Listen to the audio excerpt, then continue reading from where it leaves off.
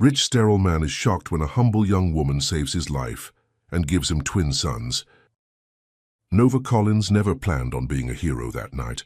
The rain had been falling steadily for hours, turning the Georgia back roads into dark mirrors that reflected the occasional flash of lightning. Her fingers drummed against the steering wheel of her old Honda Civic, a nervous habit she'd developed over years of late-night drives between jobs. The digital clock on her dashboard blinked 11:47 p.m. Another shift done at Jerry's diner. Another night of dodging wandering hands and collecting mediocre tips. She caught her reflection in the rearview mirror. Dark eyes, tired but alert. Her natural curls pulled up in their usual messy bun. A few strands had escaped during her shift, framing her face like question marks. At 27, Nova felt simultaneously too young and too old. Too young to have given up on her dreams of becoming a designer. Too old to still be working 2 jobs just to make ends meet. Just another year, she whispered to herself, a mantra she'd been repeating since leaving her parents' small imported goods store 3 years ago. The memory of that day still stung. Her father's disapproving silence, her mother's tears. They'd immigrated from the Caribbean with nothing but hope and determination, building their little store into something stable, something safe, and she'd walked away from it all. The windshield wipers created a hypnotic rhythm, almost lulling her into that dangerous state of highway meditation when she saw it, headlights spinning wildly ahead, the screech of tires fighting against wet asphalt. Time seemed to slow as she watched a large van careen off the road, rolling once before coming to rest on its side. Nova didn't remember pulling over. She didn't remember running through the rain. Later, she would try to piece together those moments. The smell of gasoline, the crackle of electricity in the air, the way her wet clothes clung to her skin as she scrambled toward the overturned vehicle. The driver was barely conscious. A tall man slumped awkwardly against his seatbelt. Blood trickled from a cut above his eye. But what struck Nova most was the peaceful expression on his face, as if he'd finally found a moment of rest in the chaos. "Sir, can you hear me?" Her voice was steady, surprising even herself. The man's eyes fluttered open, startlingly blue against his pale skin. "We need to get you out of here. Now." She could smell smoke, see the first flickers of flame from the engine. The seatbelt release wouldn't budge, jammed from the impact. Nova pulled the small pocket knife she carried for work from her jacket, soaring through the belt while keeping one eye on the growing flames. "What's your name?" she asked, trying to keep him conscious as she worked. "Elijah," he mumbled. "Elijah Monroe." "Okay, Elijah Monroe, I'm Nova, and we're about to become very well acquainted." With a final cut, the belt gave way. She barely registered his size as she helped him maneuver through the broken window, all 6 feet of him somehow flowing through her 5'8" frame's guidance. They had barely made it 20 feet when the van erupted, the force of the explosion knocking them both to the wet ground. Nova found herself shielding this stranger with her own body, her heart pounding so hard she thought it might escape her chest. For a moment, they just lay there in the rain, the orange glow of the fire painting everything in surreal colors. Nova became acutely aware of the man's breathing, the way his chest rose and fell against her arm, the faint scent of coffee and motor oil that clung to his clothes.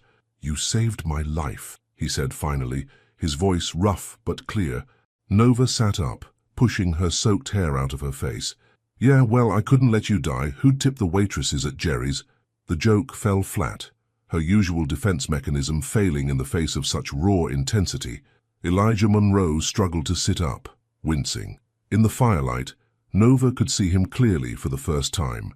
Mid-30s, weathered hands, the kind of face that looked like it had forgotten how to smile. His clothes were simple, jeans, a grey t-shirt now stained with blood and dirt, a baseball cap lost somewhere in the chaos. "You're hurt," she said, noticing how he cradled his right arm. "I'm alive," he corrected, looking at her with an expression she couldn't quite read. "Because of you." The wail of approaching sirens cut through the night, and Nova felt the adrenaline begin to fade, leaving her shaky and cold. She should have been heading to her second job at the convenience store by now. Instead, she was sitting in the rain with a stranger who looked at her like she'd given him something far more valuable than just his life. "The police will want statements," she said, standing up and offering him her hand. "And you need to get checked out by the paramedics." Elijah took her hand, but didn't let go immediately after standing. "Thank you," he said simply, but the words carried weight like stones dropped into still water, creating ripples she couldn't yet see. Nova nodded, suddenly uncomfortable with the intensity of his gratitude. Anyone would have done the same. "No," he said, shaking his head slowly. "They wouldn't have." As red and blue lights began to paint the wet landscape, Nova had no way of knowing that this moment, this random collision of lives on a rainy Georgia night, would be the beginning of something that would change everything. She couldn't know that the man whose life she'd just saved had already given up on living long before his van left the road. She couldn't know that sometimes the biggest miracles start with the smallest choices, or that fate has a way of disguising itself as coincidence. All she knew was that she was cold, wet, and late for her second job. And that somehow, for reasons she couldn't explain, she couldn't stop looking at the quiet strength in Elijah Monroe's eyes, couldn't shake the feeling that something important had just happened, something that went far beyond simply pulling a stranger from a burning vehicle. The night air was thick with the smell of rain and smoke, and somewhere in the distance, thunder rolled across the sky like the turning of a great page. 3 weeks after the accident, Nova's life had settled back into its familiar rhythm. The incident report was filed, the local paper ran a small story that nobody read, and her manager at the convenience store had eventually accepted her excuse for missing that night's shift. Everything should have returned to normal, except she couldn't stop thinking about those blue eyes. The morning sun filtered through the windows of Jerry's diner, casting long shadows across the worn linoleum floor. Nova balanced 5 plates along her arms, a skill perfected through years of practice, while mentally calculating how many hours of sleep she'd managed to get between shifts. The answer was never enough. "Order up for table 7!" Jerry's voice boomed from the kitchen, startling her from her thoughts. "Got it," she called back, delivering her current load before heading to the pickup window. The smell of coffee and bacon filled the air, mixing with the subtle undertone of cleaning supplies and the ever-present scent of deep-fried everything. She was reaching for the new order when the bell above the door chimed. Nova glanced up automatically, a greeting ready on her lips, and froze. Elijah Monroe stood in the doorway, looking simultaneously out of place and exactly where he belonged. He wore the same style of clothes she remembered from the accident: worn jeans, a plain grey t-shirt, work boots that had seen better days. The cut above his eye had healed to a faint pink line, barely visible unless you knew to look for it. Their eyes met across the diner, and Nova felt her heart skip in a way that had nothing to do with caffeine or exhaustion. "Well," she said, finding her voice, "you're looking better than the last time I saw you." The words came out more softly than she intended, lacking her usual sharp humor. "No fire this time," he replied, the corner of his mouth twitching in what might have been the beginning of a smile. "Though the coffee here might be just as dangerous." Nova surprised herself by laughing. "Sit wherever you like. I'll grab you a menu." She watched as he chose a booth by the window, noting how he sat with his back to the wall, eyes taking in the whole room. There was something methodical about his movements, as if every action was carefully considered before execution. When she approached his table, menu in hand, she noticed other details she'd missed in the chaos of their first meeting: the slight silver at his temples, the way his hands, rough and calloused, handled the worn menu with unexpected gentleness. "What brings you to this side of town?" she asked, pen poised above her notepad. "Besides our allegedly dangerous coffee," Elijah looked up at her, and there was something vulnerable in his expression that made her want to look away. "I've been driving past this place every morning for the past week," he admitted. "Today, I finally worked up the courage to come in." The honesty of his answer caught her off guard. Most men who came into the diner tried to impress her with swagger or false confidence. This quiet admission of nervousness was something entirely different. "Well," she said, trying to maintain her professional demeanor despite the warmth spreading through her chest, "since you risked life and limb to be here, what can I get you?" "Whatever you recommend." He handed back the menu without looking at it. "I trust your judgment." The weight of those words hung between them, heavy with unspoken meaning. Nova felt her professional smile soften into something more genuine. "One trustful breakfast coming up," she said, turning toward the kitchen before he could see the blush she felt rising in her cheeks.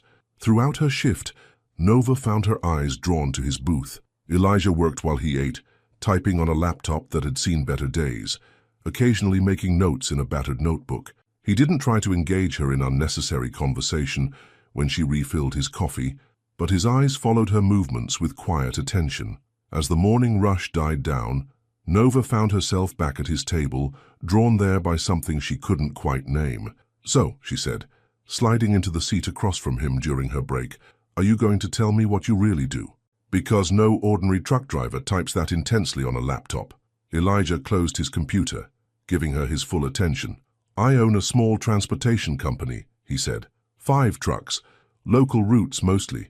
I could work from an office, but I prefer to stay connected to the actual work." "You were driving one of your own trucks that night," Nova realized.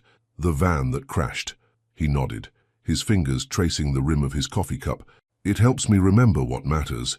Easy to lose sight of that behind a desk." Nova understood that better than she wanted to admit. It was why she'd left her parents' store, the fear of losing herself in the safety of their carefully built world. "Your parents' store," Elijah said, as if reading her thoughts. "You mentioned it that night, while we were waiting for the police. An import shop. Caribbean specialties." She nodded, surprised he remembered. "They built it from nothing after moving here. Expected me to take over one day." The old guilt crept into her voice despite her efforts to keep it out. "But you wanted something else." "I wanted to design things," she said, the words spilling out before she could stop them. "Create spaces that make people feel something. But dreams don't pay bills. So here I am." "Here you are," he echoed, but there was no judgment in his voice. Saving lives and serving coffee. A comfortable silence fell between them, filled with the ambient sounds of the diner, plates clinking, conversations humming, the rhythmic whir of the ceiling fans. "I should get back to work," Nova said finally, though she made no move to stand. "I should let you," Elijah agreed, remaining equally still. The moment stretched, delicate as spun glass, until Jerry's voice shattered it. "Nova." "Table 3's getting restless." She stood, smoothing her apron with hands that trembled slightly. "Well, Mr. Monroe, I hope our coffee lived up to its dangerous reputation." "Elijah," he corrected softly, "and I think I might need to conduct more research before making a final judgment." Their eyes met again, and Nova felt something shift in the air between them, like the moment before a storm breaks, full of electricity and possibility. "See you tomorrow then," she said, and it wasn't really a question. "Tomorrow," he confirmed, and it felt like a promise. As she walked away, Nova could feel his eyes on her back, warm as sunlight. She didn't turn around, but she smiled, a real smile, not the practiced one she wore for customers. Outside, the Georgia sun continued its slow arc across the sky, unaware that in a small diner on a quiet morning, 2 people who had given up on certain kinds of hope were discovering that sometimes the best beginnings disguise themselves as ordinary moments, and somewhere in the universe, fate smiled, pleased with its handiwork. 2 months into their morning routine, Nova began to notice the little things about Elijah that didn't fit the picture of a simple transportation company owner, like how he remembered every regular customer's order at the diner, but never spoke to them directly, or how he always carried a small notebook filled with what looked like poetry, but could have been song lyrics. She'd caught glimpses of his handwriting, neat and compressed, filling margins with thoughts he never shared.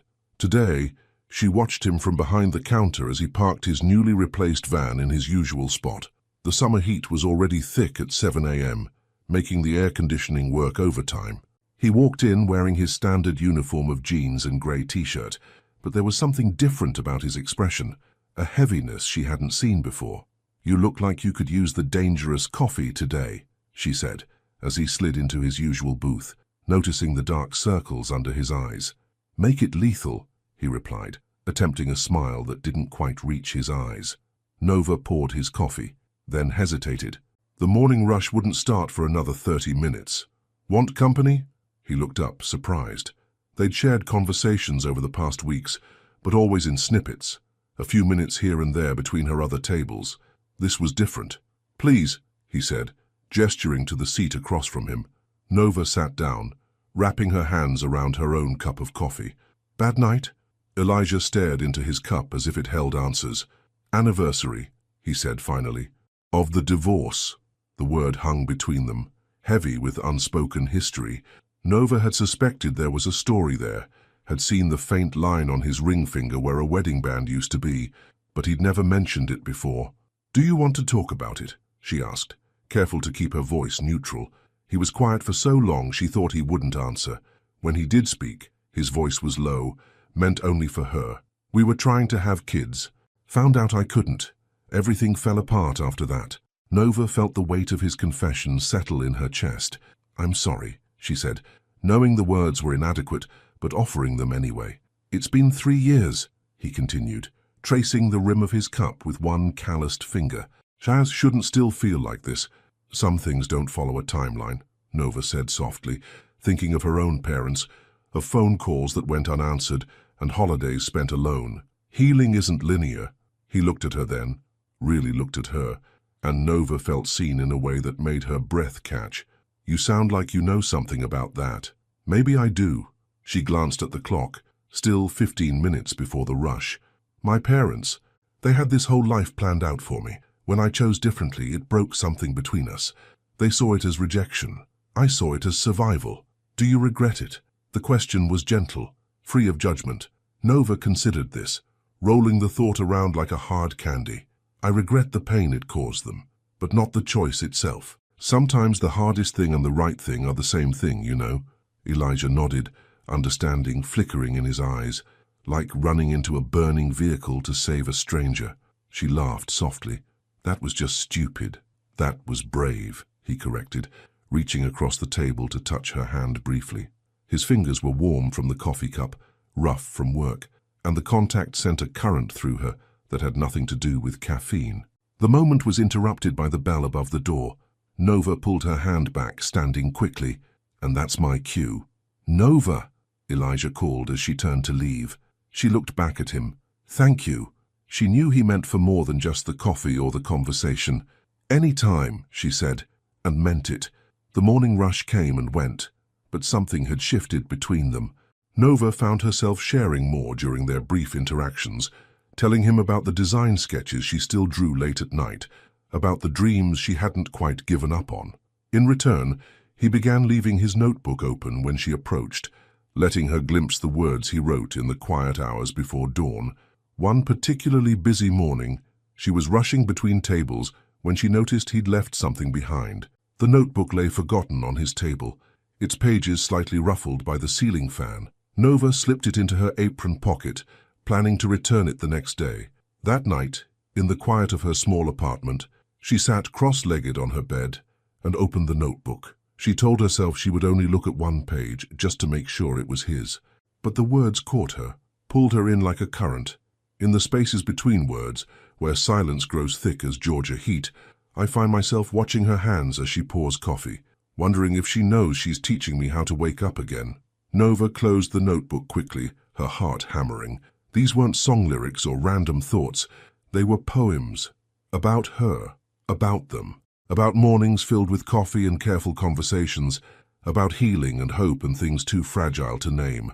She stayed up late that night, sitting at her small kitchen table with her own sketchbook open. For the first time in months, her pencil moved across the paper with purpose. She drew a space she saw in her mind.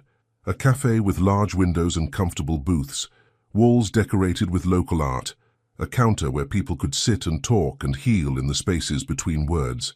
In the corner of the sketch, she wrote a title, Second Chance's Coffee House. The next morning, Elijah arrived earlier than usual.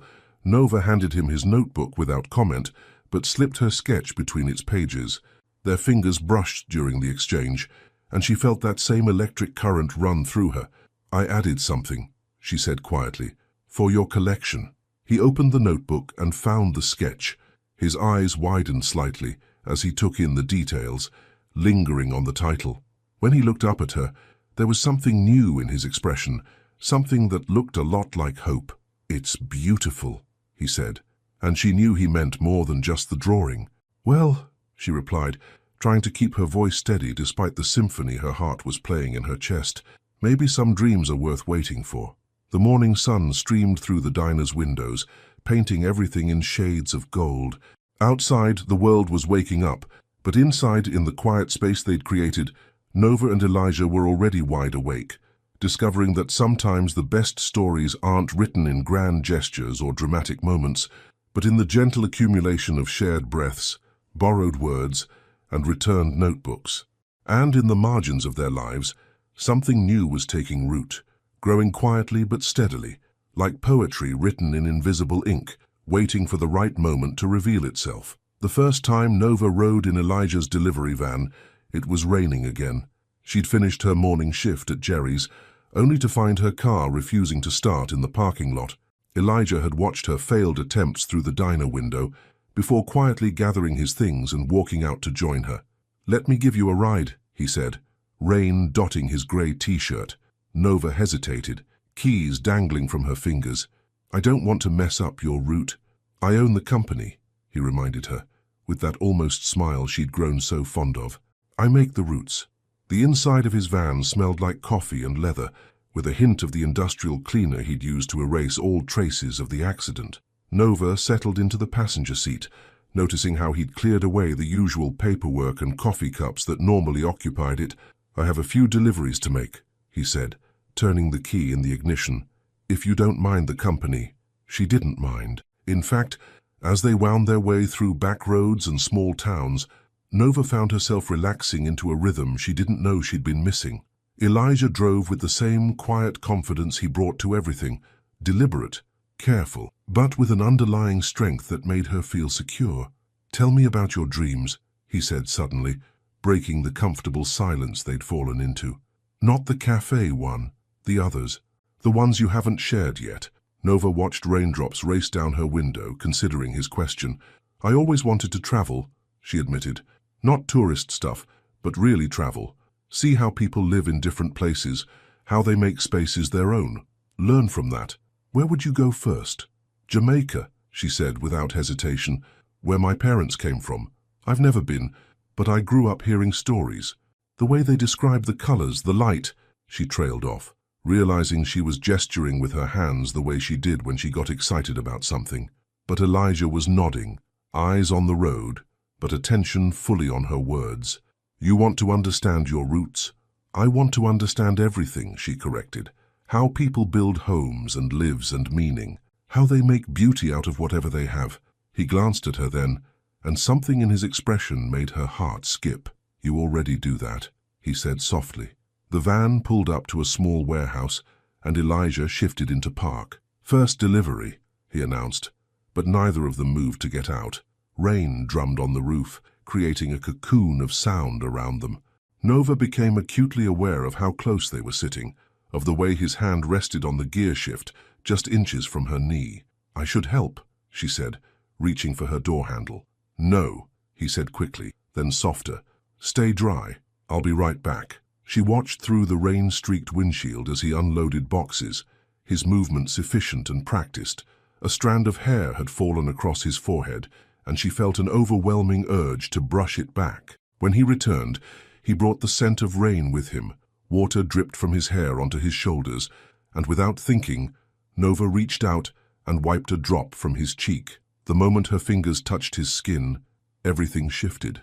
Elijah caught her hand before she could pull it back, holding it against his face for a heartbeat longer than necessary. His skin was cool from the rain, but warming quickly under her touch. "Nova." He breathed her name like a prayer. She leaned in first, or maybe he did. Later, neither would be sure who closed that final distance. The kiss was gentle, tentative, tasting of rain and coffee and possibility. His hand came up to cradle the back of her head, fingers tangling in the curls that had escaped her bun. When they pulled apart, Nova kept her eyes closed for a moment, trying to memorize every detail. The sound of rain, the warmth of his hand still curved around her neck, the way her heart seemed to be dancing in her chest. "I've wanted to do that for weeks," Elijah confessed, his voice rough with emotion. "What took you so long?" she asked, opening her eyes to find him watching her with an intensity that made her breath catch. "I needed to be sure," he said, thumb tracing circles on her neck. "Sure that I was ready, sure that you were real." The honesty in his voice made her chest ache. Nova knew what he meant, how sometimes happiness felt like a trap, how letting yourself want something meant risking loss all over again. "I'm real," she assured him, taking his free hand and pressing it against her heart. "Feel that." "Very real," he smiled then, a full genuine smile that transformed his entire face. "Yes, you are." The rest of the morning passed in a blur of deliveries and stolen glances. They talked about everything and nothing, favorite books, childhood memories, the best places to get pizza at 2 a.m. Between stops, Elijah would reach for her hand, as if reassuring himself she was still there. At one warehouse, while he was inside, Nova found his notebook tucked in the side pocket of her door. A new entry caught her eye. "She speaks in colors I thought I'd forgotten, paints possibilities in the air between us, and I remember what it means to want something more than survival." The words made her throat tight with emotion. On the blank page opposite his poem, she quickly sketched the view through the van's windshield.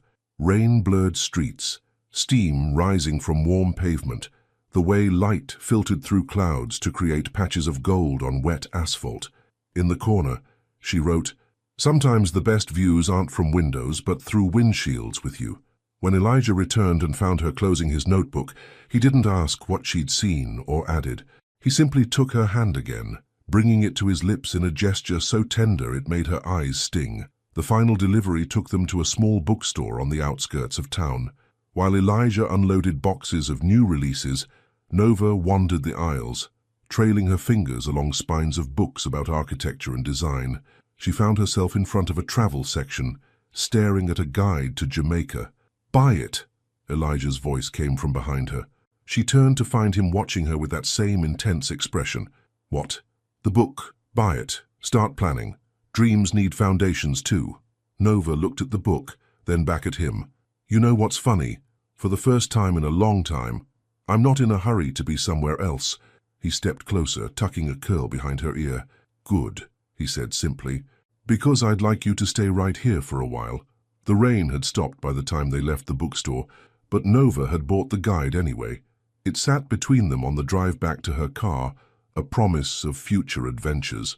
The air was heavy with the aftermath of the storm, thick with the scent of wet earth and new possibilities. As they pulled into Jerry's parking lot, Nova realized something had changed fundamentally in the space of one morning. She'd stepped into his van as someone drifting between jobs and dreams, and she was stepping out as someone anchored, not by chains or obligations, but by choice, by connection. "Tomorrow?" Elijah asked as she gathered her things. "Tomorrow," she confirmed, leaning across the console to kiss him once more, quick and sweet. The Georgia sun was breaking through the clouds as she walked to her car, casting rainbow patterns through lingering raindrops. Nova touched her lips, still feeling the echo of his kiss, and smiled. Sometimes the best journeys weren't about going somewhere new, but about finding your way home. The first sign that something was different came on a Tuesday morning in late August. Nova had just started her shift at Jerry's when the smell of frying bacon, normally one of her favorite parts of opening the diner, hit her like a physical force. She barely made it to the employee bathroom before losing what little breakfast she'd managed to eat. "You okay, honey?" Mary, the older waitress who'd been working at Jerry's since before Nova was born, knocked softly on the door. "Fine," Nova called back, splashing cold water on her face. "Must have been something I ate." But it wasn't just that morning. Over the next week, certain smells began to affect her differently. Coffee, which had been her lifeblood through countless double shifts, now made her stomach turn. The industrial cleaner they used on the tables gave her headaches. Even Elijah's familiar scent of leather and motor oil, which she'd grown to love, sometimes became overwhelming. They were in his van one evening, parked at their favorite spot overlooking the town, when another wave of nausea hit her. Elijah had brought takeout from the new Italian place, a sweet gesture that her body apparently didn't appreciate. "Nova!" His voice was concerned as she pushed open the door, letting in the cool evening air. "What's wrong?" "Nothing," she said automatically, then reconsidered. They'd been together for almost 3 months now. She didn't need to pretend. "Just feeling a little off lately." Elijah's hand found her back, rubbing gentle circles. "Saw you've been off a lot this week. Maybe you should see a doctor." She leaned into his touch, grateful for the solid warmth of him. "It's probably just stress. The convenience store changed my schedule again, and with trying to save for design classes. But even as she said it, something nagged at the back of her mind. When was the last time she'd had her period? Between working double shifts and spending every free moment with Elijah, she'd lost track of days. "Shall let me help?" he said, misreading her sudden silence. "With the classes, I could—" "No," she cut him off gently. They'd had this conversation before. "I need to do this myself. You understand, right?" He did understand. It was one of the things she loved about him. Loved. The word echoed in her mind, both thrilling and terrifying. They hadn't said it yet, though she felt it in every careful touch, every shared silence, every time he left his notebook open for her to read. "At least let me drive you to the doctor," he persisted. "You shouldn't have to do everything alone anymore." Nova turned to look at him, really look at him. The setting sun painted his profile in shades of gold and shadow, highlighting the worry in his eyes. This man, who'd been so careful with his own heart, now offered pieces of it to her daily without reservation. "Okay," she agreed softly. "I'll call tomorrow." But tomorrow brought a new development. During her morning shift, Nova found herself having to sit down between orders, unusual fatigue weighing her limbs like lead. She dropped 2 plates, something she hadn't done since her first week on the job, and nearly burst into tears over a customer's simple request for more creamer. "Go home," Mary ordered, after finding Nova dozing in the break room. "Whatever this is, you need rest." Nova didn't argue. She called Elijah, who arrived within minutes despite being in the middle of his delivery route. The concern in his eyes when he saw her made something twist in her chest. "I'm taking you to urgent care," he said, no room for argument in his voice. "No, just take me home," she insisted. "I just need to sleep." He compromised by taking her to the 24-hour pharmacy instead. While he picked up various remedies, ginger ale, crackers, pain relievers, Nova found herself in the feminine care aisle, staring at a row of pregnancy tests. Her hands trembled as she picked one up, reading the back even though the words blurred together. It wasn't possible. Elijah couldn't. They had used protection, but still. "Found everything you need." His voice behind her made her jump. Nova quickly shoved the test into her pocket, not ready to share her suspicion. Not yet. "Yeah," she managed. "Let's go." At her apartment, Elijah insisted on getting her settled, making sure she had water within reach, adjusting her pillows, even offering to call the convenience store to cancel her evening shift. His careful attention made her throat tight with emotion. "I'll be fine," she assured him. "Go finish your route." He hesitated, then leaned down to kiss her forehead. "Call me if you need anything. Promise?" "Promise." After he left, Nova sat on her bathroom floor, staring at the pregnancy test box for what felt like hours. Her hands shook as she finally opened it, following the instructions with meticulous care. 3 minutes. The box said to wait 3 minutes. She thought about Elijah's face when he talked about his divorce, about how the inability to have children had broken something fundamental in his marriage. She thought about her own parents, about bridges burned and expectations shattered. She thought about dreams of design school and travel, about sketches of cafes and possibilities. Time moved like molasses. Nova paced her small bathroom, counting tiles, reciting coffee orders in her head, anything to keep from looking at the test too soon. When 3 minutes had passed, she picked up the test with eyes closed, taking a deep breath before looking. 2 lines, clear and undeniable. Nova sat down hard on the edge of her bathtub, the test clutched in her trembling hands. Impossible things were happening in her body, in her life. A miracle was growing inside her and Elijah, who believed he could never. She pressed a hand to her still flat stomach, feeling the weight of future conversations heavy on her shoulders. How would she tell him?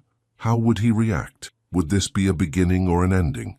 Outside her bathroom window, the Georgia sunset painted the sky in shades of pink and gold. Nova thought about mornings in the diner, about poetry written in margins, about kisses that tasted like coffee and possibility.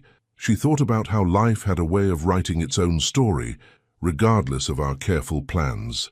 "Okay," she whispered to herself, to the tiny spark of life inside her, to the universe that seemed determined to rewrite everything she thought she knew. "Okay."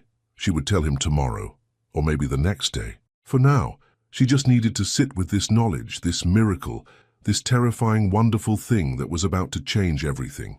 In her pocket, her phone buzzed with a text from Elijah. Feeling better? Nova looked at the message for a long moment, her heart so full it felt like it might burst. Getting there, she typed back. Everything's going to be different now. She meant it as a private acknowledgement of her discovery, but his response made her eyes fill with tears. Different can be good. We've proved that already. Nova set the phone down and looked at herself in the bathroom mirror. She was still Nova Collins, still the girl who left her parents' store to chase bigger dreams, still the woman who pulled a stranger from a burning van. But now she was something more, something she never expected to be. The sun slipped below the horizon, leaving her bathroom in soft twilight. In the growing darkness, Nova made a promise to herself, to Elijah, to the future taking shape inside her. Whatever came next, they would face it together. After all, they were already experts at making the impossible possible. For 3 days, Nova carried the secret like a bird in her chest, fluttering and restless. She took 2 more tests, just to be sure, both positive. She called a clinic, scheduled an appointment, and sat through a confirmation that made it all startlingly real. She was 6 weeks pregnant. But it wasn't until the ultrasound technician's eyes widened slightly that Nova learned the full scope of the miracle growing inside her. Well, the technician said, adjusting the monitor, looks like you've got 2 little ones in there. 2, Nova's voice came out as a whisper. Twins, the technician confirmed, pointing to 2 distinct shapes on the screen, both measuring right on track. Nova left the clinic clutching a small envelope containing ultrasound photos, her mind spinning. Twins. The word echoed in her head like a bell, each ring bringing new waves of emotion. Joy, terror, amazement, worry. She thought about Elijah, about his confession in the diner months ago, about the pain that still lingered in his eyes when he talked about his past. She had to tell him, but how do you tell a man who believes he can't have children that he's about to have 2? That evening, she sat in her small apartment. The ultrasound photos spread out on her kitchen table like a hand of cards that would change everything. Her sketchbook lay open beside them, pages filled with new drawings, a nursery with 2 cribs, a rocking chair by a window, tiny matching outfits hung on a line. Her phone buzzed with a text from Elijah. Miss you, dinner tomorrow. Nova's fingers hovered over the keyboard. This wasn't news for a text message. Wasn't news for a casual dinner either. This was everything. Can we meet tonight? She typed back. Your workshop? The workshop was their special place. Behind his main office, the converted garage was where Elijah worked on his vehicles, where they'd shared countless conversations over coffee and engine parts. It was where she'd first shown him her cafe designs, where he'd first read her his poetry out loud. Of course. Everything okay. Just need to see you. The drive to his workshop felt both too long and too short. Nova rehearsed different ways to tell him, each version sounding inadequate in her head. How do you put a miracle into words? Elijah was waiting outside when she pulled up, leaning against the workshop door in his usual grey t-shirt and jeans. The sight of him, so familiar, so dear, made her heart clench. Everything about him was about to change. Hey, he said softly as she approached. His eyes searched her face, concern evident in his expression. You've been quiet lately. Nova nodded, unable to find words yet. He led her into the workshop, where the scent of motor oil and metal mixed with the cooling evening air. A small desk in the corner held his ever-present notebook, open to a fresh page. Talk to me, he said, turning to face her. So at whatever it is, we'll figure it out. She pulled the envelope from her purse with trembling hands. I need to show you something. Elijah took the envelope, his expression curious. Nova watched as he opened it, as he pulled out the ultrasound photos. She saw the exact moment understanding hit him, saw it in the way his hands began to shake, in the sharp intake of breath, in the color draining from his face. Nova. Her name came out broken, questioning. There's more, she said softly, stepping closer. Look at the images carefully. There are 2. 2, he whispered, sinking onto a nearby stool. Twins, she confirmed, her own voice trembling. They're healthy, perfect, and they're yours. Elijah. Ours. He stared at the photos for what felt like hours, his fingers tracing the shapes on the paper, as if he could reach through and touch the tiny lives captured there. When he finally looked up at her, his eyes were filled with tears. "But I can't," he started. "But you did," she interrupted gently. "The doctors were wrong, or something changed, or the universe decided to prove that impossible things happen every day." Elijah stood suddenly, pulling her into his arms with such force it lifted her feet off the ground. She felt his tears against her neck, felt the way his body shook with emotion. "Twins," he breathed against her skin. "Two miracles." Nova wrapped her arms around his neck, holding on as tightly as she dared.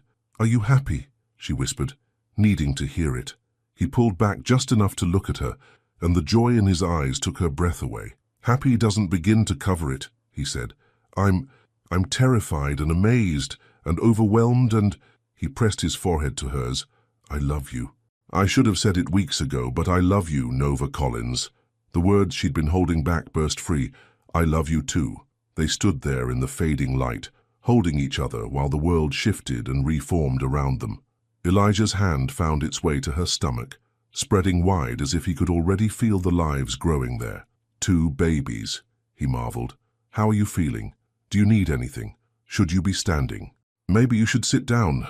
Nova laughed through her tears. "I'm fine, we're all fine."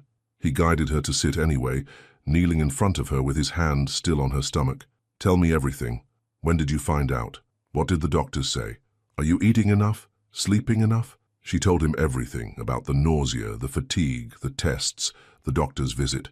He listened with rapt attention, asking questions, making mental notes. When she mentioned morning sickness, he immediately started planning how to adjust her work schedule. When she talked about the fatigue, he began listing ways to make her life easier. "Move in with me," he said suddenly. Nova blinked. "What?" "Move in with me. My house is closer to the diner. You won't have to commute so far. There's plenty of room for the babies." "For us?" "For everything." She looked at him. This man who'd spent years believing he couldn't have children, now planning a future for 4 with absolute certainty. "Are you sure?" "I've never been more sure of anything," he said, "except loving you."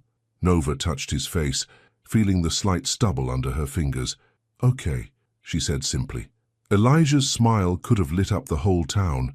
He pulled his notebook closer, flipping to a blank page. "I will need to start planning nursery designs. You can do those. I'll handle the renovations. We should pick names." "Slow down," Nova laughed. "We have time." He looked up at her, eyes shining. "Do you know what this means? What you've given me?" She did know. She could see it in every line of his face, every tremor in his hands, every word he wrote in his notebook. This wasn't just about babies or family or future. This was about redemption, about second chances, about life proving that the end of one dream could be the beginning of something even more beautiful. Outside, the Georgia night was settling in, crickets starting their evening symphony. Inside the workshop, surrounded by tools and engine parts and the remnants of their separate lives, Nova and Elijah began planning their shared future. He wrote while she drew, their free hands intertwined, both of them marveling at how the universe had brought them together in a burning van on a rainy night, only to give them not one miracle, but 3. Love, found in the spaces between words, hope, rebuilt from the ashes of past pain, and 2 tiny hearts, beating in perfect synchronization, proving that sometimes the most impossible dreams are the ones that come true. Moving in with Elijah happened gradually, like a slow sunrise. Nova brought pieces of herself to his house one box at a time, her sketchbooks, her collection of design magazines, the small potted herbs she'd kept alive on her apartment windowsill. Each item found its place in his space, transforming it from his house into their home. His house sat on the outskirts of town, a modest 2-story structure with a wraparound porch and more character than curb appeal. The previous owners had painted it a soft blue that reminded Nova of early morning sky. It needed work. The porch steps creaked, the kitchen cabinets stuck in humid weather, and the upstairs bathroom faucet had a mysterious mind of its own, but it felt right.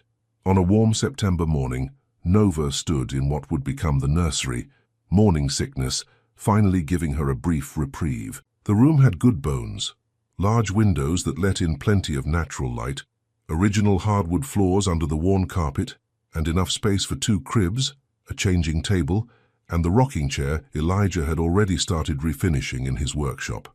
"What do you think?" Elijah asked from the doorway. 2 mugs in his hands, ginger tea for her, coffee for him. Nova accepted the tea gratefully. "I think it's perfect. The light in here," she gestured to the way the sun painted patterns on the wall. "We could do something with that. Maybe a mural." He moved behind her, wrapping his free arm around her waist to rest his hand on her still flat stomach. At 8 weeks, there was nothing to feel yet, but he took every opportunity to touch her there, as if reassuring himself it was all real. "Whatever you want," he said, pressing a kiss to her temple. "This is your canvas." She leaned back against him, taking in the quiet moment. These moments had become precious. Soon she would have to tell Jerry she was pregnant, would have to cut back her hours at both jobs. And then there was the harder conversation waiting, telling her parents. As if reading her thoughts, Elijah squeezed her gently. "We should tell them." Nova sighed. "I know. I don't know how." "Together," he said simply. "We'll do it together." She turned in his arms to face him. "They might not react well. They haven't spoken to me in 3 years. Elijah, not really. Holiday cards and 2-minute phone calls don't count." "Then it's time for that to change." His voice was firm but gentle. "These babies deserve to know their grandparents, and you deserve to have your family back." Nova touched his face, feeling the familiar scratch of his morning stubble. "You're my family now." "Yes," he agreed, turning to kiss her palm. "But there's room for more love in this story. You taught me that." Later that afternoon, Nova sat at their kitchen table with her phone in hand, staring at her parents' number. Elijah worked quietly nearby, installing new handles on the sticky cabinets, his presence a steady comfort. Taking a deep breath, she pressed dial. The phone rang 3 times before her mother's voice answered. "Hello? Mama," Nova said softly. "It's me." There was a pause, filled with 3 years of distance. Then, "Nova, is everything okay?" "Yes, no, I mean..." Nova looked at Elijah, who had stopped working to watch her with encouraging eyes. "I need to tell you and Dad something. Can we come over?" Another pause. Me and someone important. Someone you should meet." Her mother's voice softened slightly. "When?" "Tomorrow, after the store closes." "Okay." A hesitation. Then, "Nova?" "Yes?" "I miss you." The words hit her like a physical force, bringing tears to her eyes. "I miss you too, Mama." After hanging up, Nova let out a shaky breath. Elijah was there immediately, pulling her into his arms. "Step 1, he murmured into her hair. "What if they don't approve? What if they think this is just another mistake, like leaving the store? Then we'll prove them wrong, day by day, choice by choice." He pulled back to look at her. "But Nova, I don't think they'll see this as a mistake. I think they'll see what I see. A strong woman who knows her own heart, building a life on her own terms." She managed a watery smile. "When did you get so wise?" "Around the time a beautiful waitress pulled me from a burning van and turned my whole world upside down." That evening, they worked on the nursery together. Elijah pulled up the old carpet while Nova sketched design ideas. They talked about colors and themes, about whether to find out the babies' genders, about names they liked and ones they definitely didn't. "What about a nature theme?" Nova suggested, showing him a sketch of tree branches stretching across the walls, dotted with stars. "Something that grows with them." Elijah studied the drawing, his expression soft. "It's beautiful, like a forest at night. With constellations," she added, pointing to the star patterns. "So they'll always know how to find their way home." He pulled her close, hand finding its way to her stomach again. "They'll always know home," he promised, "because they'll have you for a mother." That night, lying in bed, Nova listened to Elijah's steady breathing beside her.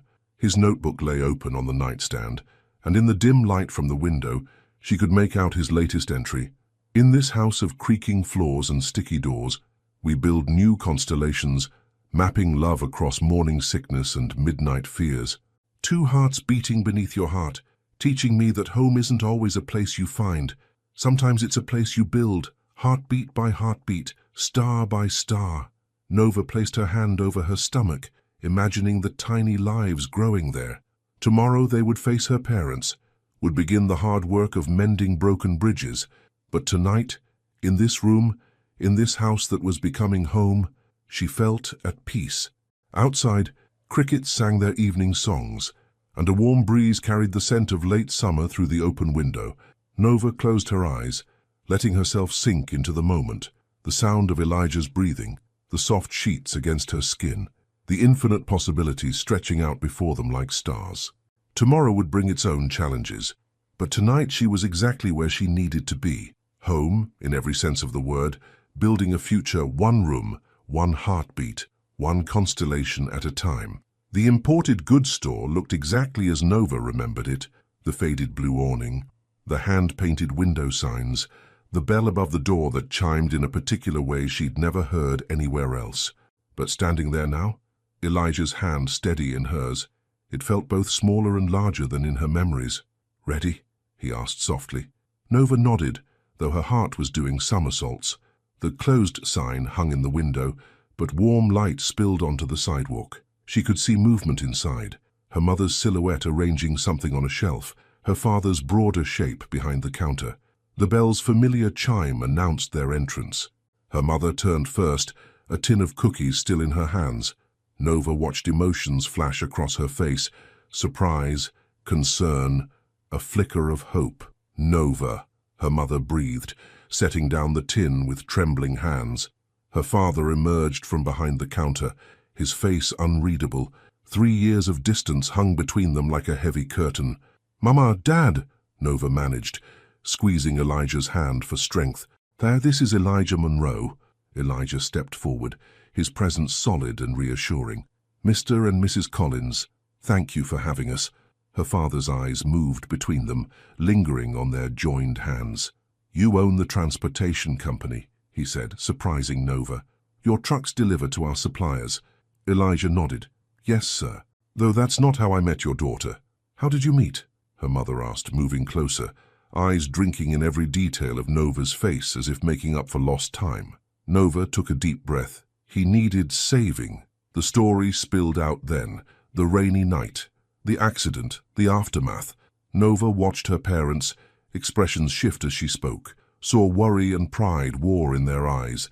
When she described pulling Elijah from the burning van, her mother pressed a hand to her heart. "Always so brave," she whispered, "even as a little girl." Tears pricked at Nova's eyes. "Mama." "Come," her mother said suddenly, gesturing to the back room. "I made callaloo, your favorite." The back room had been their family dining room for as long as Nova could remember. The small table where they'd shared thousands of meals still stood in the corner, now set for 4. The familiar scent of Caribbean spices filled the air, bringing memories rushing back. They settled around the table, the silence heavy with unspoken words. Nova's mother served the food, callaloo, rice and peas, fried plantains, while her father studied Elijah with careful eyes. "You love her?" he asked abruptly. "Dad," Nova started, but Elijah touched her knee under the table. "Yes, sir," he said, his voice clear and certain. "More than I thought possible." Her father nodded slowly. "Good. She deserves that." Nova felt tears threatening again. "There's more," she said quietly. "Something else we need to tell you." Her mother paused, spoon halfway to her mouth, her father's hand stilled on his fork. "I'm pregnant," Nova said, the words hanging in the air like delicate glass. "With twins." The spoon clattered against her mother's bowl. Her father's chair scraped back as he stood abruptly, walking to the window. Nova's heart pounded in her chest. "Twins," her mother whispered. Nova nodded, reaching for Elijah's hand again. 8 weeks. "They're healthy. Perfect." Her father turned back from the window, and Nova was stunned to see tears in his eyes. "2 babies." His voice was rough with emotion. "Yes," Elijah said softly. "A miracle. 2, actually." Nova's mother stood then, moving around the table with purpose. Before Nova could react, she was enveloped in her mother's arms, surrounded by the familiar scent of nutmeg and vanilla that had always clung to her clothes. "My baby is having babies," her mother breathed, rocking her slightly. Nova broke then, tears flowing freely. "I'm sorry, Mama. I'm sorry I left. I'm sorry I—" "No," her father's voice cut in. He had moved to stand beside them. "We're sorry. We should have supported your dreams, not just our own." He reached out, hesitating only briefly before pulling both Nova and her mother into his arms. Nova felt Elijah stand, preparing to give them privacy, but her father's voice stopped him. "You too, son," he said gruffly. "You're family now." Elijah joined their embrace, and for a moment they stood together, 3 years of pain and distance dissolving in tears and touches and whispered apologies. When they finally settled back at the table, the food had grown cold, but no one seemed to mind. Nova's mother asked about the babies, about their plans, about the house. Her father and Elijah discussed business, finding common ground in their shared understanding of supply chains and customer service. "You'll need help," her mother said suddenly. "With the babies, 2 at once. It's not easy." "We'd like that," Nova said softly. "We want them to know their grandparents, to know where they come from." Her father cleared his throat. "The apartment upstairs, we never rented it after you left. It's still furnished, for when you need breaks, or help with the little ones." Nova looked around the room, at her mother's hopeful smile, her father's tentative offering, Elijah's quiet support. This place that had felt like a cage 3 years ago now felt like something else. A foundation, a root system, a place to grow from rather than escape from. Later that night, after promises of Sunday dinners and prenatal vitamins her mother swore by, after tears and hugs and plans for tomorrow, Nova and Elijah stood outside the store. The Georgia night was warm and thick with possibility. "Okay?" Elijah asked, pulling her close. Nova looked up at the apartment window above the store, then at their joined hands, then at the street stretching out before them, leading to their home, their future, their own little family. "More than okay," she said. I think this is what healing feels like." He kissed her then, soft and sweet, tasting of her mother's cooking and forgiveness and hope. Above them, stars pierced the city's glow, marking their place in the universe, not lost anymore, but found, not broken, but mending, not alone, but surrounded by love that had only been waiting for the right moment to bloom again. The store's bell chimed one last time as her parents locked up for the night. Nova listened to its familiar song and smiled, realizing that sometimes going home didn't mean going backward. Sometimes it meant finding a new way forward, with more hearts beating in time, more hands to hold, more love than any one path could contain. "Ready to go home?" Elijah asked. Nova took his hand, feeling their baby's future stretching out before them like a road made of starlight. "Yes," she said. "Let's go home." By the 6th month of pregnancy, Nova's body had become a landscape of miracles and challenges.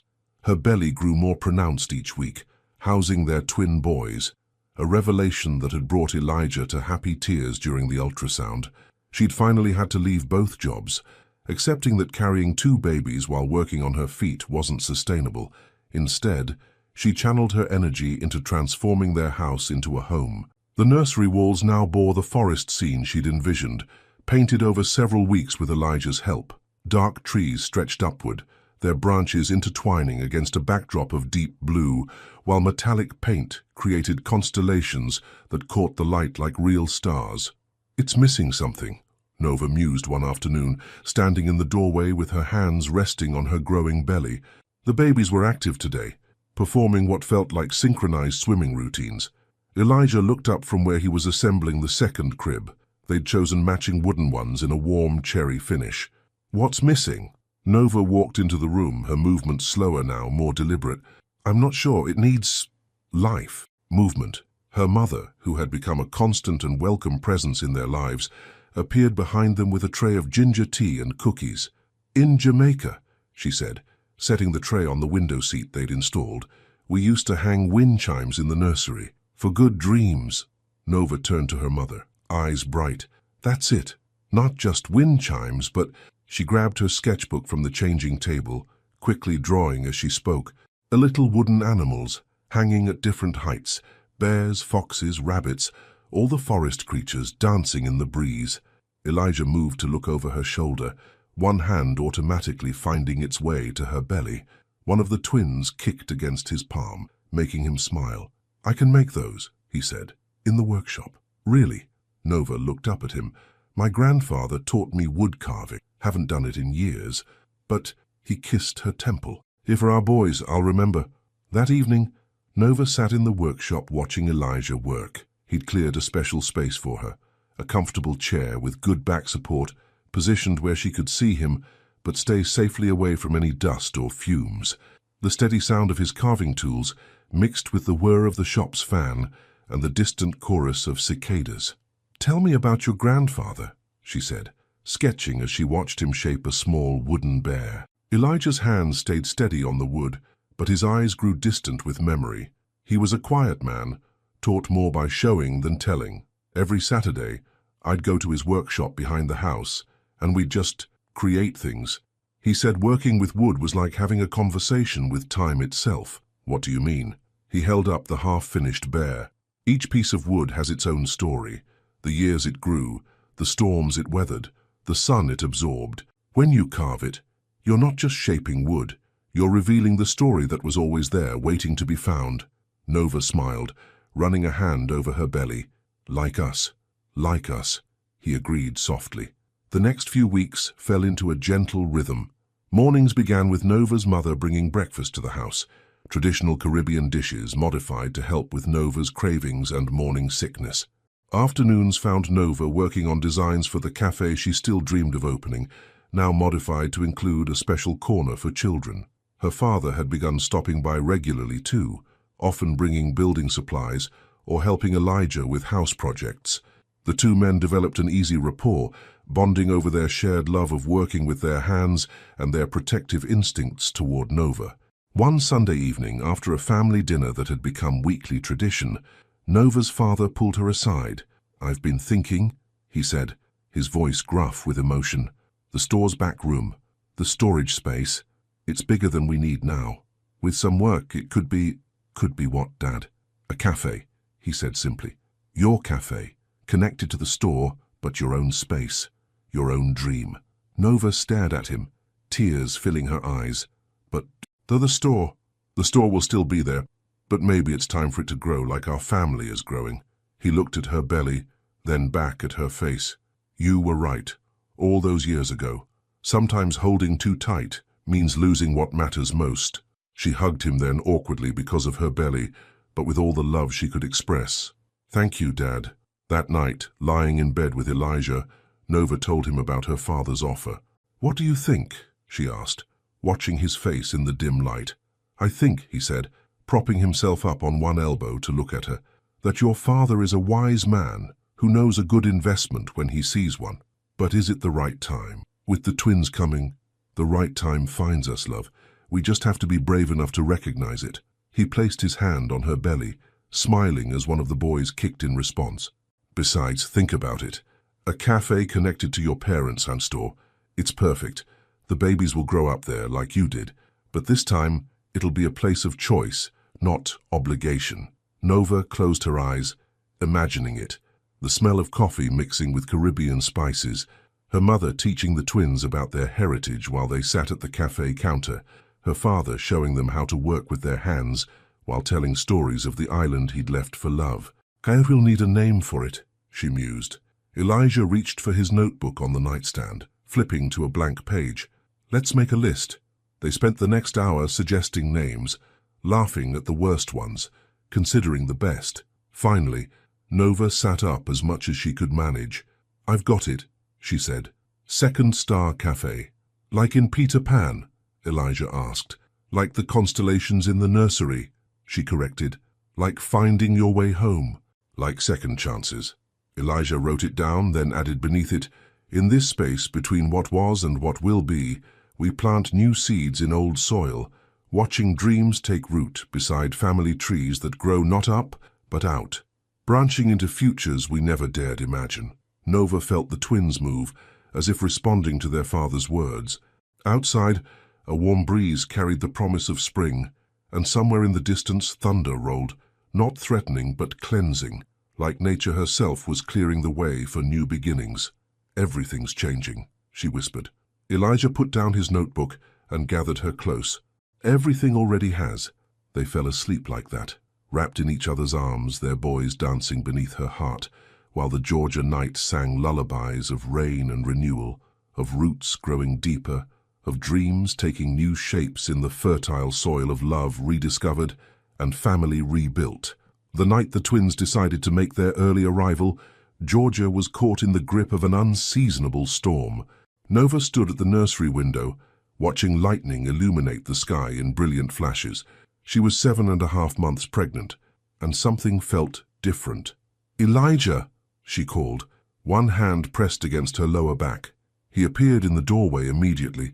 He'd been especially attentive since she'd started having Braxton Hicks contractions the week before. "What is it?" "Something's—" She stopped, feeling a sharp pain ripple through her. This wasn't like the practice contractions. This was real. "We need to go now." The next few minutes passed in a blur of focused activity. Elijah grabbed the hospital bag they'd packed weeks ago, called her parents, and helped her down the stairs. But when they opened the front door, they found the driveway flooded with several inches of water. "The van," Nova said through gritted teeth as another contraction hit. "We need the van." Elijah hesitated for a split second, and Nova knew he was thinking about the accident where they'd met. But then he nodded, determination settling over his features. "Hold on, love. We're going to make it." The van, not the one from the accident, but its replacement, sat higher off the ground than their regular car. Elijah helped her in, then ran around to the driver's side. The engine roared to life just as another contraction gripped her. "They're too close together," she gasped, looking at the clock. 5 minutes apart already. Elijah navigated carefully through the flooded streets, his knuckles white on the steering wheel. "Talk to me," he said, clearly trying to keep her focused. "Remember when we picked their names?" Nova smiled despite the pain. They'd spent weeks debating names, wanting something meaningful, but not pretentious. Strong, but gentle. "River and Rain," she said softly. "Because they came from impossible waters. And because their mother pulled their father from a storm," Elijah added, reaching for her hand. A particularly strong contraction made Nova cry out. She felt something shift, something change. "Elijah, I think they're coming now." He glanced at her sharply, then at the road ahead where water had made the highway impassable. Making a quick decision, he turned the van around. "Hold on, love. Change of plans." Through the haze of pain, Nova realized where they were heading. "The workshop. It's closer. It's on higher ground. And I've got medical supplies there for emergencies." His voice was steady, but she could hear the undercurrent of fear. "I already called your parents. Your mother's bringing the midwife she's been consulting with." Another contraction hit, stronger than before. "Juan, I don't think we have time to wait." They reached the workshop just as Nova's water broke. Elijah carried her inside, to the office area, where he'd set up a comfortable couch for her pregnancy rests. The familiar smell of wood and metal was oddly comforting. "Your mum's 10 minutes out," he said, checking his phone. "Can you hold on?" Nova shook her head, tears mixing with sweat. "They're coming now." "Elijah." "I'm scared." He knelt beside her, taking her hands in his. "Look at me, Nova. You pulled me from a burning van. You rebuilt bridges with your family. You carry 2 miracles inside you that doctors said were impossible. You are the strongest person I know, and we're going to do this together." Thunder crashed outside as Nova pushed for the first time. Elijah moved with practiced efficiency, laying out clean towels, gathering supplies, all while keeping one hand connected to her. "I see ahead," he said, voice thick with emotion. "Nova, my love, one more push." River came into the world with a powerful cry, just as lightning illuminated the workshop through its high windows. Elijah worked quickly, clearing the baby's airways, wrapping him in a clean towel, placing him on Nova's chest. "Hello, little storm chaser," Nova whispered, but another contraction interrupted the moment. Rain arrived 4 minutes later, smaller than his brother, but with equally strong lungs. As Elijah placed their second son beside his brother on Nova's chest, the workshop door burst open. Nova's mother rushed in with the midwife, both of them soaked from the storm. They found Nova propped up on the couch, crying and laughing at once, while Elijah knelt beside them, one hand on each tiny head, tears streaming down his face. "Oh, my loves," her mother breathed, taking in the scene. The midwife quickly checked both babies and Nova, confirming what they already knew in their hearts. Everyone was healthy, if early. "These boys were determined to make an entrance," she said with a smile. Nova's father arrived moments later, with dry blankets and the emergency supplies they'd stored at the store. He stopped in the doorway, overcome by the sight of his grandsons. "They're perfect," he managed finally. And they were. River, with Elijah's blue eyes and Nova's dark curls. Rain, smaller but fiercer, with a grip that already spoke of determination. Both of them miracles. Both of them carrying pieces of all the love that had brought them into being. Hours later, after the midwife had overseen their transfer to the hospital, after tests confirmed the twins were healthy, despite their early arrival, Nova lay in her hospital bed watching Elijah with their sons. He sat in the window seat, a baby in each arm, talking to them softly. "And that's how I met your mother. She saved my life on a night just like the one you chose for your arrival. Some people call it coincidence, but I call it destiny, because sometimes the best stories start in storms." Nova closed her eyes, listening to his voice blend with the distant thunder. On her bedside table, Elijah's notebook lay open to a fresh entry. "In this room of first breaths and tiny fingers, where miracles come in pairs and love multiplies with each heartbeat, I finally understand what my grandfather meant about conversations with time. Some stories are written in the stars, some in the spaces between raindrops, but the best ones, the ones that change everything, are written in the courage of a woman who stops on stormy nights, in the cry of babies born in workshops, in the endless circle of family coming home to itself, again and again, in new ways, in perfect time." Outside, the storm was passing. Dawn painted the sky in shades of pink and gold, a new day rising to greet their expanded family. Nova looked at her sons, at their father, at the life they'd built from the ashes of what they'd thought were endings. "We did it," she whispered. Elijah looked up, his eyes filled with more love than she'd ever thought possible. "No, my love, we're just beginning." And in that moment, surrounded by the beeping of monitors and the soft breathing of their miracle twins, Nova knew he was right. Every ending was just a different kind of beginning. Every storm carried the seeds of something beautiful. And sometimes, the most impossible dreams were the ones that came true in ways you never expected, delivered by rain, guided by stars, and cradled in the hearts of those who never stopped believing in second chances. 1 year later, the Second Star Cafe buzzed with afternoon energy. Sunlight streamed through the large windows, catching the metallic constellations painted on the deep blue walls, an echo of the nursery that had started it all. The connecting door to her parents' store stood open, allowing the mingled scents of coffee and Caribbean spices to create something entirely new. Nova moved between tables, no longer serving but greeting customers and checking on her staff. Her design touches were everywhere. Comfortable booths with high backs for privacy, a children's corner with wooden animals carved by Elijah hanging from the ceiling, local art displayed on rotating walls. In their favorite corner, Elijah sat with the twins in their custom-built high chairs, another creation from his workshop. River, the bigger of the two now, was attempting to grab his father's notebook, while Rain focused intently on stacking wooden blocks. "And your boys are growing so fast," Mary, her old colleague from Jerry's, commented as she picked up her weekly coffee order.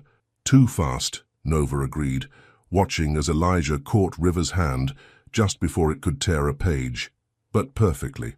The cafe had opened 3 months ago, after extensive renovations that had turned her father's storage room into something magical. The whole family had helped, her father handling the construction, her mother managing logistics, Elijah spending every free moment working on custom furniture pieces. The twins had supervised it all from their playpen, their first words echoing off newly painted walls. River had said Dada first, while Rain had surprised them all by clearly announcing Star while pointing at the ceiling. Nova made her way to their corner, sliding into the booth beside Elijah. He immediately shifted to make room, a movement so natural it seemed choreographed. After a year of marriage, they'd had a small ceremony in the workshop when the twins were 3 months old. They'd developed a rhythm that felt like dancing. "What are you writing?" she asked, peeking at his notebook. The next chapter," he said with a smile, showing her the page.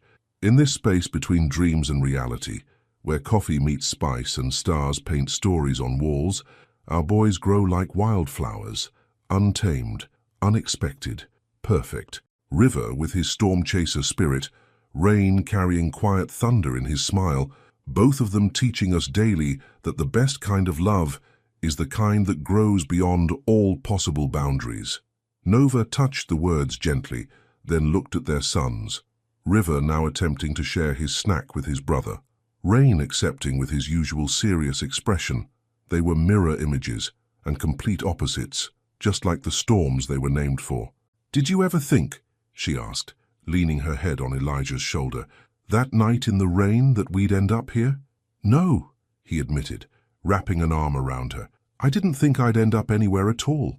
But then this beautiful waitress pulled me from a burning van, and the rest is written in the stars," she teased, "and in coffee rings, and in wooden animals, and in the way River laughs like you, and in how Rain concentrates like me when he's building something." He kissed her temple. "It's written everywhere, if you know how to look." Through the open door, they could hear her mother singing an old Caribbean lullaby to a fussy Rain, while her father showed River how to help with inventory, mostly just counting the same tin of cookies over and over. Their extended family had grown too, regular customers who became friends, old colleagues who supported the new venture, even Jerry himself, who still claimed his coffee was more dangerous. Nova looked around at the life they'd built, not just the cafe or the house or their growing family, but the love that seemed to expand endlessly, making room for all the dreams yet to come. "What's next?" she asked, though she already knew. The second location plans were sketched in her notebook, and Elijah's workshop had started producing furniture for other cafes. Their roots were deep now, but their branches kept reaching higher. Elijah smiled, that same smile that had first caught her heart on a rainy night that felt like a lifetime ago. "Everything," he said simply. "Everything is next." Above them, wooden animals danced in the afternoon breeze, casting shadows that looked like stars across their families' laughing faces. And in that moment, Nova knew with absolute certainty that some stories never really end. They just keep growing, like love, like family, like dreams that refuse to be bound by what seems possible. After all, the best stories are the ones written in starlight and storm clouds, in coffee rings and crayon marks, in the spaces between what was and what could be. They're written in the courage to pull over on rainy nights, in the strength to build bridges across broken places, and in the faith that sometimes the most beautiful destinations are the ones we never saw coming. They're written in the stars, yes, but more importantly, they're written in our hearts, one impossible miracle at a time. The end. Thinking of Nova and Elijah, who found love and built a family through a moment that could have been tragic. What was the accident in your life that turned out to be one of the best things that ever happened to you? That moment that seemed terrible, but brought about an unexpected positive change? Your participation in the channel is very important.